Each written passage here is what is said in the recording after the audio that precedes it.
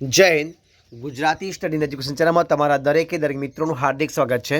મિત્રો, આજે આપણે વિડીયોમાં જોવાના છે કે ધોરણ 9 થી 12ની મિત્રો જે દ્વિતીય મિત્રો જે દ્વિતીય વાર્ષિક પરીક્ષા મિત્રો શરૂઆત થઈ ચૂકી છે. તો પરીક્ષાની પૂર્વ તૈયારી મિત્રો આપણે કેટલાક મોડેલ પેપર મૂકવાની શરૂઆત કરી છે. એટલે કે આ જે પરીક્ષા છે મિત્રો શાળા વિકાસ સંકુલના પેપર એટલે કે એસવીએસના પેપર લેવાય છે શાળા વિકાસ સંકુલના. તો મિત્રો એ પેપર અલગ અલગ જિલ્લાઓની અંદર અલગ અલગ તારીખે અલગ અલગ વિષયના પેપર લેવાઈ રહ્યા છે. તો મિત્રો જે પેપર આપણે મળે છે હું તમારી સમક્ષ મૂકવાનો પ્રયત્ન કરું છું, અને જે ના મળે એ તમે જે પેપર આપીને આવ્યા હોય એ મને વોટ્સઅપ ગ્રુપમાં પીડીએફ ફાઇલ મને મોકલી આપો, કે જેથી હું મૂકી શકું અને બીજા વિદ્યાર્થી મદદરૂપ થઈ શકે, અને બીજા વિદ્યાર્થી મૂકે તમને મદદરૂપ થઈ શકે. બીજી વાત મિત્રો, જે આ પેપર મૂકીએ છીએ એ જે જિલ્લાનું હોય એમને આવ્યું હોય તો બીજાઓને એમાંથી કંઈ કેટલાક પ્રશ્નો પૂછાય, પણ એના બેઠું આવે એવું ન હોઈ શકે. ફક્ત ને ફક્ત તૈયારી માટે છે. તો ધ્યાનથી મારો વાત પહેલાં સાંભળજો, પછી તમે મને કોમેન્ટ કરજો કે સર આ તો પેપર નહોતું આવ્યું. એવું ના હોય, બરાબર છે. તૈયારી મદદ થઈ શકે. તો અહીંયા આપણે એક પેપર મૂકીએ છીએ કે શ્રી મહાત્મા ગાંધી શાળા વિકાસ સંકુલ છે. શ્રી મહાત્મા ગાંધી શાળા વિકાસ સંકુલ પ્રિલિમિનરી પરીક્ષા 2024 છે. ધોરણ 12 છે. મનોવિજ્ઞાન મિત્રો પેપર છે. 100 ગુણનું પેપર છે. તમારી સમક્ષ આપણે મિત્રો વિભાગ એ અને બી જે છે એનું સંપૂર્ણ સોલ્યુશન જોઈશું અને બાકીના પ્રશ્નો એમ નામ જોઈશું. તો શરૂઆત કરીએ આપણે વિભાગ એની. જુઓ, વિભાગ એ મિત્રો તમારી સમક્ષ આપવામાં આવ્યો છે. વિભાગ એ છે કે નીચે આપેલા વિકલ્પોમાંથી યોગ્ય વિકલ્પ પસંદ કરી અને જવાબ આપવાનો છે. દરેકનો 1 ગુણ છે, બરાબર છે. તો જોઈએ પહેલો પ્રશ્ન કે પૂરકતાનો નિયમ શેની સાથે સંકળાયેલો છે? પૂરકતાનો નિયમ શેની સાથે સંકળાયેલો છે? તો ધ્યાનની એકાગ્રતા, સંવેદન, પ્રત્યક્ષીકૃત સાતત્ય કે સમીપતા. જવાબ શું આવશે મિત્રો? ઓપ્શન સી જવાબ આવશે. પ્રત્યક્ષીકૃત સાતત્ય ઓપ્શન સી જવાબ આવશે, બરાબર છે. જોઈએ આગળ કે કયા વૈજ્ઞાનિકના મતે ધ્યાન એટલે પસંદગીયુક્ત ઉદ્દીપકો પર માનસિક કેન્દ્રીકરણ કરવું?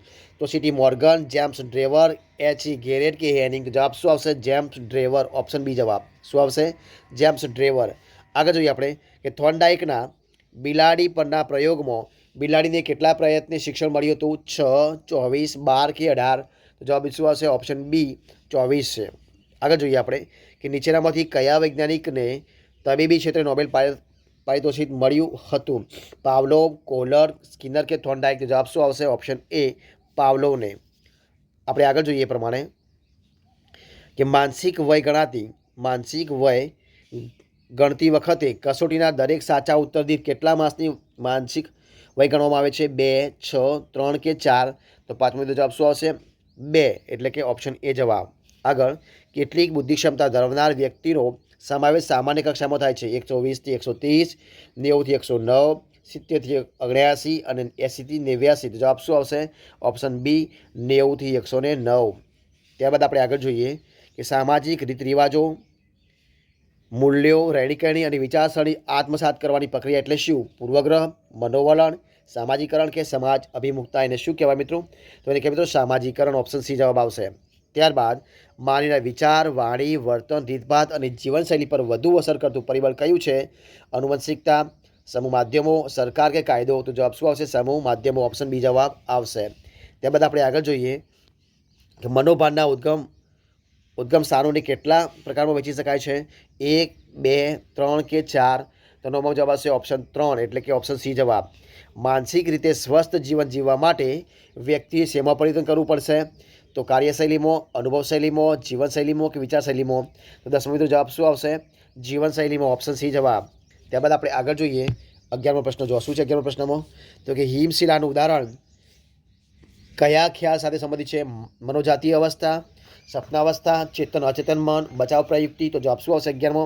તો મિત્રો 11મો જવાબ છે ચેતન અચેતન મન એટલે કે ઓપ્શન સી જવાબ. ત્યારબાદ નૈતિક મૂલ્યનું ધોરણ નીચું હોય તેવું વર્તન અસાધારણ છે. આ વ્યાખ્યા કોણે આપી છે?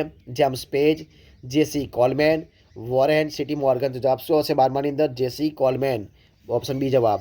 ત્યારબાદ જોઈએ આપણે નંબર 13મા નંબરની મનોવિશ્લેષણાત્મક અભિગમ સાથે કોનું નામ જોડાયેલું છે?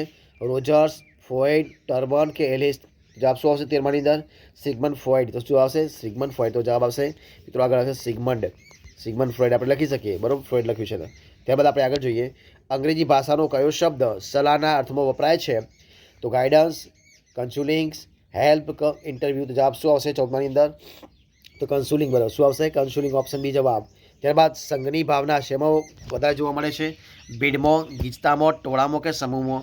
તો મિત્રો 15મો જવાબ શું આવશે? 15મો જવાબ આવશે ગીચતામાં. શેમાં આવશે? ઓપ્શન બી ગીચતાની અંદર.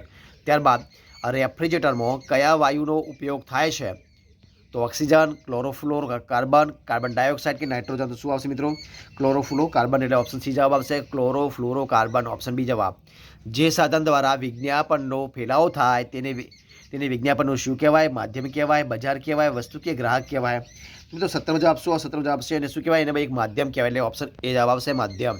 ત્યારબાદ નીચેનામાંથી કયું વ્યવસ્થાપકોનું મૂળભૂત કાર્ય છે? આયોજન, સંગઠન, નેતૃત્વ કે પ્રચાર? તો 18મો જવાબ શું આવશે? આયોજન, એટલે કે ઓપ્શન એ જવાબ આવશે, આયોજન. ત્યારબાદ આપણે આગળ જોઈએ કે સુખાકારી શું છે? કે સુખ અને સુખાકારી અંગેના આપણા વસ્તુલક્ષી માપદંડોમાં નીચેનામાંથી કોનો સમાવેશ થાય છે? જીવન અંગેનો સંતોષ, વિધાયક આવેગિક અનુભવો, આવક કે નિષેધિક આવેગ અનુભવો? તો 19મો જવાબ શું આવશે મિત્રો? આવક, એટલે કે ઓપ્શન સી જવાબ આવશે. ત્યારબાદ સંસ્કૃતિમાં નીચેનામાંથી કોનો સમાવેશ કરી શકાય છે? સામાજિક નિયમો, સામાજિક ધોરણો, સામાજિક મૂલ્યો કે એ, બી અને સી? 20મો જવાબ શું આવશે મિત્રો? જવાબ આવશે એ, બી, સી, એટલે કે 3 મતલબ આવશે, એટલે કે સામાજિક નિયમો પણ આવશે, સામાજિક ધોરણો પણ આવશે અને સામાજિક મૂલ્યો પણ આવશે. બરોબર છે, એટલે કે એબીસી જવાબ આપણો બનશે. આગળ જે વિભાગ બી જોઈએ આપણે. જો વિભાગ બીની અંદર જો શું છે, વિભાગ બીમાં આપ્યા છે પ્રશ્નો કે નીચેના 21 પ્રશ્નોના એક બે શબ્દોમાં જવાબ આપવા દરેકને ગુણ છે. તો અભિરુચિ માટે મેકડુગલે કયા શબ્દનો પ્રયોગ કર્યો હતો? તો મિત્રો શું કર્યો હતો? અપ્રકટ ધ્યાન. કયો કરો? અપ્રકટ ધ્યાન શબ્દનો પ્રયોગ કર્યો હતો. અપ્રકટ ધ્યાન, બરોબર છે. કોને? મેકડુગલે અપ્રકટ ધ્યાનનો પ્રયોગ કર્યો હતો. ત્યારબાદ જોઈએ આપણે બીજો પ્રશ્ન કે કોહલર કયા સંપ્રદાય સાથે સંકળાયેલા છે? તો સમષ્ટિવાદી સંપ્રદાય. કયો હશે? સમષ્ટિવાદી સંપ્રદાય, બરોબર છે. સમષ્ટિવાદી સંપ્રદાય સાથે સંકળાયેલા છે. ત્યારબાદ આપણે આગળ જોઈએ કે બુદ્ધિ અંગેનો દ્વિઘટક સિદ્ધાંત કોણે રજૂ કર્યો હતો મિત્રો? તો કોને કર્યો હતો? સ્પીયરમેને. કોને કર્યો હતો? સ્પીયરમેને કર્યો હતો, સ્પીયરમેન. ત્યારબાદ આગળ જોઈએ આપણે કે મનોવલણની દિશા કેવા પ્રકારની હોય છે? તો મિત્રો કે વ્યક્તિ જૂથ કેવી હોય છે? તો એ હોય છે વ્યક્તિથી જૂથ તરફની હોય છે. ત્યારબાદ આપણે આગળ જોઈએ કે મનોભારક કોને કહેવાય છે મિત્રો? તો આંતરિક અને બાહ્ય ઉદ્દીપકોનું જે સંગઠન છે. કયું? આંતરિક અને બાહ્ય શું હોય છે? ઉદ્દીપકો. આંતરિક અને બાહ્ય ઉદ્દીપકો જે હોય છે તેના સંગઠનને શું કહે છે? એને કહેવામાં આવે છે મનોભારક. ત્યારબાદ જોઈએ કયા મનોવૈજ્ઞાનિકે વાર્તનિક પ્રતિમાન દર્શાવેલ છે? એ આ બધા પ્રશ્નો તમારે જવાબ આપવાના છે. ત્યારબાદ જોઈએ આપણે રોજર્સનો અભિગમ કયા નામે ઓળખાય છે? ઘોંઘાટ એટલે શું? અસરકારક ધ્યેય પ્રાપ્તિ માટે શું આવશ્યક છે? અને કયા મનોવૈજ્ઞાનિકે માનવીના સારાપણા અને અનોખાપણાનો ભાર મૂક્યો છે? એ પ્રશ્નો તમે જવાબ આપવાના છે. જોઈએ આપણે વિભાગ સી વિશે. તો જોઈએ વિભાગ સીમાં કે નીચે આપેલા 14 પ્રશ્નોમાંથી કોઈ પણ 10 પ્રશ્નો જવાબ આપવાના છે. દરેકના 2 ગુણ છે. તો ચિત્રકારો અને નાટ્ય નિર્દેશકો દૂરના અંતર માટે કયા સંકેતનો ઉપયોગ કરે છે અને કેમ? સાપેક્ષ કદ સમજાવવાનું છે, શિક્ષણની તરાઓ જણાવવાની છે, બુદ્ધિનો શાબ્દિક અર્થ જણાવવાનો છે, પૂર્વગ્રહો સંપાદિત છે સમજાવવાનું છે, મનોવલણના સ્વરૂપના કોઈ પણ 4 મુદ્દાઓ સમજાવવાના છે, અનુકંપી ચેતાતંત્રનું કાર્ય જણાવવાનું છે. ત્યારબાદ વિકૃતિ ભયને સમજાવી તેના પ્રકારો જણાવવાના છે. રિપોટેક પ્રક્રિયા એટલે શું સમજાવે છે? ધ્યાનના ફાયદા વર્ણવવાના છે. પ્રત્યાનો અર્થ સ્પષ્ટ કરવાનો છે. પર્યાવરણ અને વર્તનની સમજૂતી આપવાની છે. સંસ્થાની વ્યાખ્યા આપવાની છે. સંસ્કૃતિ એટલે શું? આ બધા પ્રશ્નો જવાબ તમારે આપવાના છે. જે વિભાગ ડી જોઈએ તો કે 10 પ્રશ્નો જવાબ આપવાની, દરેકના 3 ગુણ છે. પ્રત્યક્ષકરણની પ્રક્રિયા સમજાવવાની છે. કોહલરનું ચિંપાંજી પરનો એક લાકડી પ્રયોગ ગણવાનો છે. માનસિક વય કઈ રીતે ગણવામાં આવે છે તે સમજાવવાનું છે.